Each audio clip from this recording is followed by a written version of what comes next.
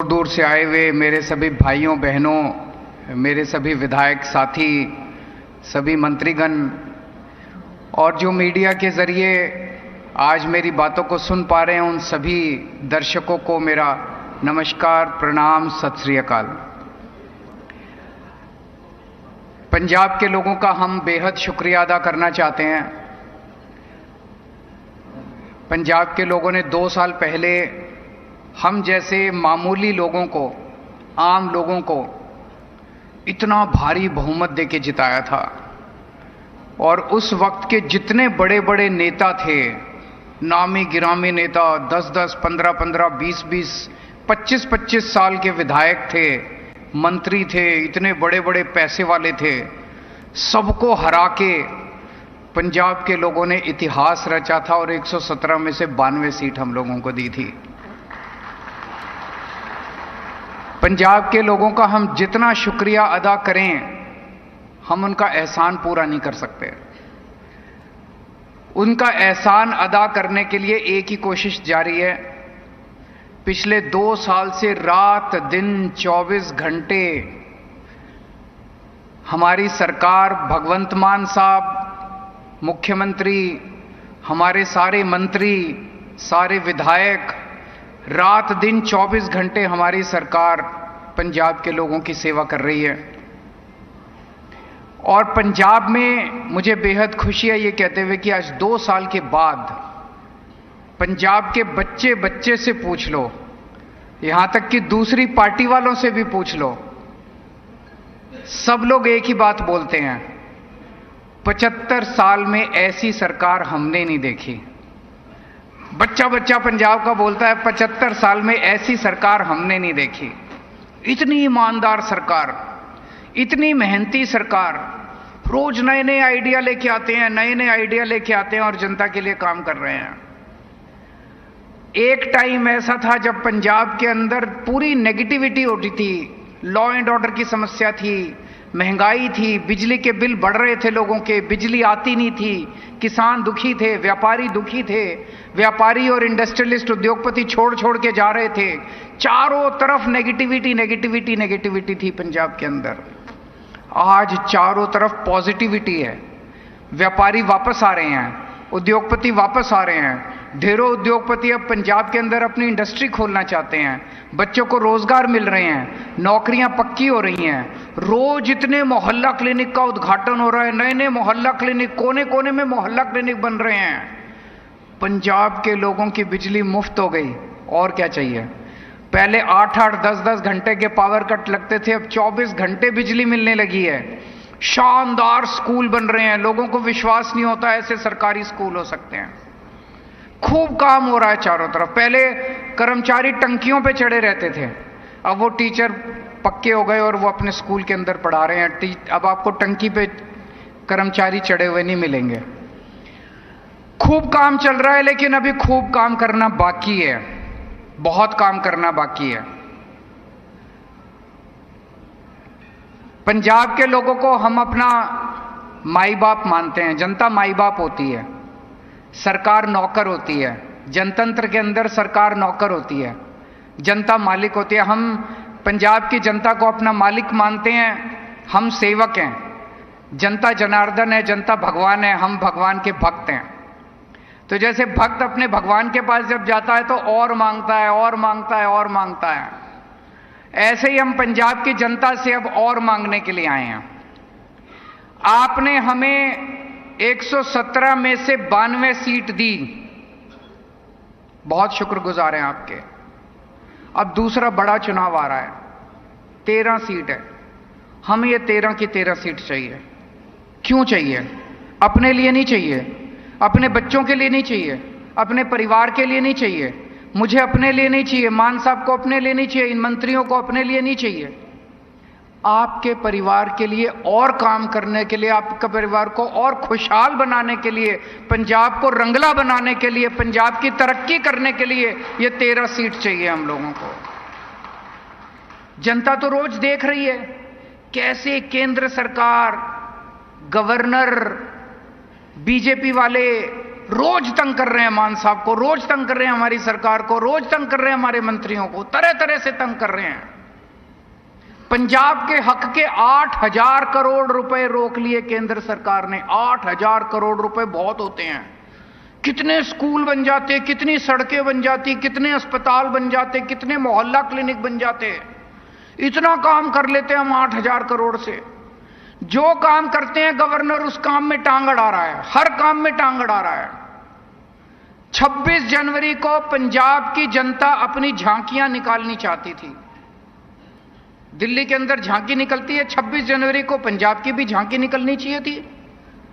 पंजाब ने अपनी झांकी बना के भेजी। उस झांकी में सरदार भगत सिंह थे, उस झांकी में करतार सिंह सराबा थे, उस झांकी पे लाला लाजपत राय थे। जितने पंजाब के स्वतंत्रता सेनानी हुए उन सब की कहानियां थी उस झांकी में। जब केंद्र सरकार के पास पंजाब की झांकी गई तो केंद्र सरकार ने इनको चिट्ठी लिख के भेजी, पंजाब की झांकी रिजेक्ट की जाती है। ये केंद्र सरकार में जो बैठे हैं ये सरदार भगत सिंह को रिजेक्ट करने वाले होते कौन हैं? ये केंद्र सरकार में जो बैठे हैं ये करतार सिंह सराभा को रिजेक्ट करने वाले होते कौन हैं? ये लाला लाजपत राय को रिजेक्ट करने वाले होते कौन हैं? इन्होंने पंजाब की झांकियां रिजेक्ट कर दी। अब ये पंजाब के अंदर सरकार गिराने के लिए रोज एमएलए को, कभी किसी एमएलए को अप्रोच करते हैं, सरकार गिराना चाहते हैं जो पंजाब के लोगों की। इससे लड़ने के लिए आज अकेला भगवंत मान आपके लिए लड़ रहा है। भगवंत मान केंद्र सरकार से लड़ रहा है, इन बीजेपी वालों से लड़ रहा है, गवर्नर से लड़ रहा है। आपका बेटा, आपका भाई अकेले रोज रात दिन 24 घंटे आपके लिए लड़ रहा है। आप इसको अकेला छोड़ दोगे? इसका साथ नहीं दोगे? आज अगर आप 13-0 से इनको हरा दो, 13 की 13 सीटें इसको दे दो, तो ये 13 हाथ बनेंगे भगवंत मान के। ये 13 हाथ बन के दिल्ली के अंदर जाके बीजेपी से लड़ेंगे और केंद्र सरकार से लड़ेंगे। 13 एमपी लोकसभा के अंदर, संसद के अंदर उठ के आपकी आवाज उठाएंगे, पंजाब की आवाज उठाएंगे। मैं आपसे पूछना चाहता हूं, आज भी 13 सांसद, पंजाब ने 13 सांसद, 13 एमपी भेजे हुए लोकसभा के अंदर। किसी की आवाज आती है? कोई सुनाई देता है? पता चलता है कि 13 सांसद भेजे हुए उन पार्टियों के क्या करते हैं वो? जब आपके 8,000 करोड़ रोके केंद्र सरकार ने, वो 13 सांसद कहां थे? ये तो अब अकेले रिंकू की आवाज दिखाई देती है जलंधर से, पिछले 1 साल से जब से रिंकू लड़के जीत के गया। बाकी 12 कहां हैं? पंजाब के लिए कभी लड़ते हुए क्यों नहीं थे? जब 26 जनवरी को पंजाब की झांकी रोकी गई तब ये 12 सांसद कहां थे? दूसरी पार्टियों वाले क्या कर रहे थे? ये मटर गश्ती कर रहे थे, कुछ नहीं करते, पंजाब की कभी आवाज नहीं उठाते। आप अगर 13 सांसद आम आदमी पार्टी के जिता के भेजोगे, ये 13 के 13 लोकसभा में भी आवाज उठाएंगे।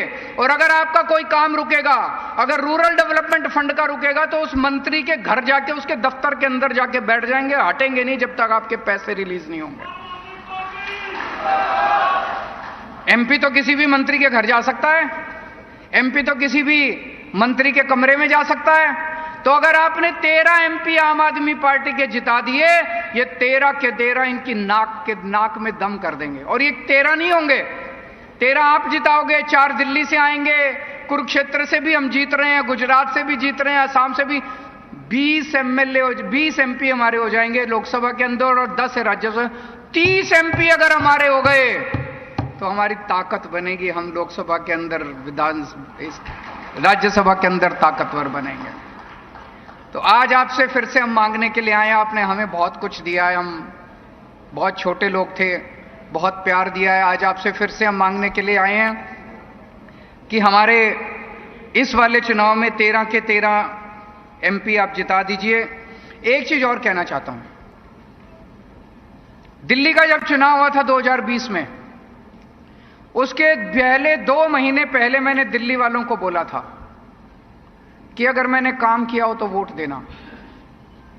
आज वही कॉन्फिडेंस और वही विश्वास लेके मैं पंजाब के लोगों को बोल रहा हूं। 2 साल हुए हैं अभी, 2 साल के अंदर पंजाब के जिस शख्स को यह लगता है कि हमने 2 साल में काम किया हो तभी वोट देना, वरना हमें वोट मत देना। हम काम के दम पे वोट मांगते हैं। हम लड़ाई झगड़ा करके, गाली गलौज करके, इसको गाली दे दी, उसको गाली दे दी, ये कर, इससे जनता को क्या मिलता है?